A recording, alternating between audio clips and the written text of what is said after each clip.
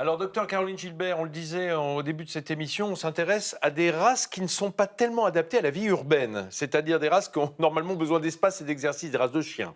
Voilà, des races de chiens. Donc, c'est vrai qu'il y a certaines races qui sont un petit peu à la mode. En fait, il y a des évolutions de mode, un peu comme les textiles.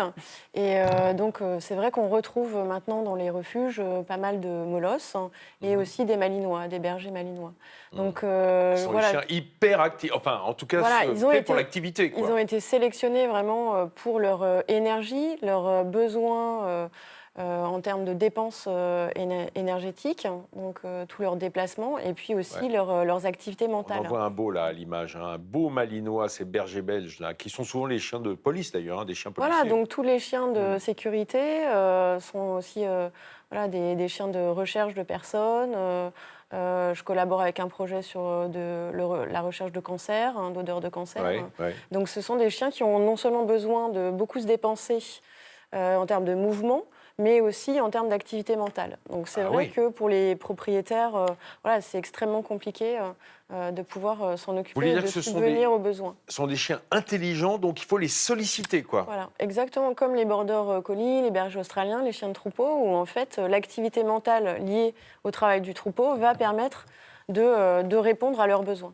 Et Mm. vous avez mis au point, je crois, un budget d'activité, c'est ça? Voilà. Expliquez-nous, ça marche Alors comment? en fait l'idée c'est d'aller, nous en éthologie, en fait c'est la science du comportement animal.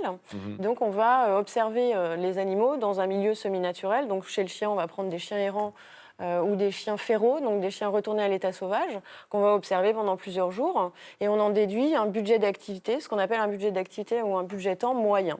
Et donc, par exemple, dans certaines publications, on a montré qu'il fallait au moins 1 heure et demie de déplacement. En fait, les chiens spontanément vont se déplacer 1 heure et demie.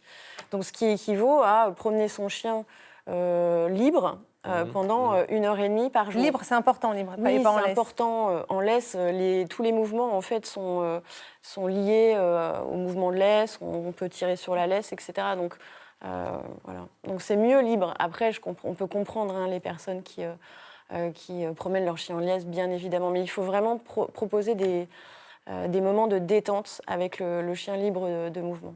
Bah, le problème, c'est de faire appel peut-être au bon sens des propriétaires. Parfois, de se dire, vous n'allez pas prendre un chien courant, par exemple, un lévrier, pour le mettre dans un studio, en ville. Après, le bon sens des propriétaires, parfois, ils sont mal aiguillés. Mhm. Parfois, ils sont sensibilisés, mais ne se rendent pas compte vraiment des capacités de ces chiens-là, les borders ou les malinois, où c'est vraiment des capacités hors normes, en fait. C'est vrai que plus je travaille avec les chiens, plus je me rends compte de leurs capacités cognitives, de leurs capacités d'apprentissage. Oui, on est d'accord, on ne parle pas uniquement de capacité physique, parce que les physiques, on s'en Non, rend compte, c'est ça évidemment, sont aussi, des ouais. athlètes, Mm. hein, souvent ces malinois ou ces chiens de berger, parce qu'ils font énormément de distance, mais c'est surtout leur aptitude à comprendre les situations, à communiquer avec les humains également. Voilà, à comprendre, à communiquer. Et en fait, c'est vrai qu'après, ils vont apprendre des choses à nos dépens et sans que vraiment on s'en rende compte. Mhm. Et quand ils sont placés dans des conditions qui ne respectent pas leurs besoins, donc par rapport à un budget d'activité, donc c'est Mhm. vraiment individuel, hein, c'est adapté à chaque Bien chien, sûr. eh bien, on peut voir apparaître des comportements liés à un mal-être. Ils se sclérosent, en quelque sorte, en tout cas, je veux dire, ils deviennent neurasthéniques, ils s'ennuient, Alors, ils il y en sont a pas... qui basculent en ce qu'on appelle la résignation acquise, en fait, une Ouais, forme de dépression.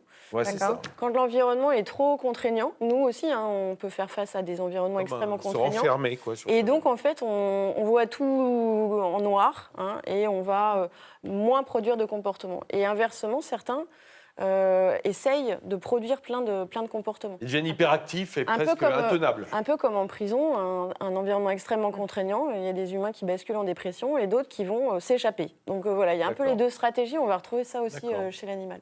Est-ce que c'est un problème aussi qu'on peut trouver chez les chats? Voilà, alors chez les chats, on peut avoir, nous on reçoit à l'école vétérinaire des chats qui présentent ce qu'on appelle l'alopécie extensive féline. En fait, ils s'hyperlèchent le ventre et D'accord. d'autres aussi se grattent le cou. On appelle ça du prurite cervico-facial. D'accord. Donc en collaboration avec des collègues en dermatologie qui, eux, ne trouvaient aucune cause dermatologique eh bien, on a collaboré avec eux et donc on a créé un score de bien-être. Ouais, Et donc, on a comparé des chats gratteurs ou lécheurs d'accord. à des chats sains. Et on a montré que le score de bien-être était altéré chez les chats qui présentaient des comportements Donc, répétitifs. ce sont des pathologies psychologiques, en fait, en tout cas liées à la psychologie de l'animal. Alors nous, en éthologie, on préfère parler d'état mental. Mais D'accord. donc, et là, ce sont des comportements qui vont être révélateurs d'un mal-être, d'une inadaptation de l'animal dans son milieu. Mais sans que les propriétaires soient réellement en cause aussi, parce que certains individus... Ah, ils veulent bien faire, hein, en Voilà, général, non, ils mais ont pas c'est toujours les vrai, bons hein, gestes. certains individus sont très différents et... Mais justement, est-ce que vous avez quelques conseils pratiques à donner aux propriétaires de chiens ou de chats qui pourraient présenter ces symptômes? Donc, alors, tout ce qui doit mettre la puce à l'oreille et donc consulter. La puce à l'oreille, c'est pas une bonne idée si on veut pas que le chat se gratte, hein, on est d'accord? Voilà, donc une fois qu'on a exclu que ce sont des puces. Non, mais en fait, tout ce qui va. Voilà, tous les comportements dits répétitifs, donc où l'animal va présenter toujours le même comportement. Chez le chien, on va avoir des tournis, donc les chiens qui tournent autour de leur queue, des toupies aussi. Des allers-retours, ce qu'on voit en zoo, ce qu'on observe en zoo, Oui, les animaux. des qui lions font les qui se frottent au allers-retours. barreau de la cage, Voilà, toujours sur le même parcours. mais c'est toujours le même parcours. Effectivement. Et donc les chats qui vont vraiment se lécher de manière répétitive des zones précises. Donc, après, il faut exclure des causes organiques. Et une fois qu'on a exclu ça, il faut travailler sur l'environnement. Bon, merci beaucoup Voilà. pour toutes ces informations. Vous avez un chat ou un chien, Benoît? J'ai un chat. Vous avez un chat? Il se lèche pas outre Non, mesure? j'ai Non, bah, été c'est-à-dire attentif que- justement, mais non, tout va Chez bien. Benoît, les chats se lèchent parce qu'ils traînent contre les nounours en chocolat, donc à un moment... Chocolat. c'est ça.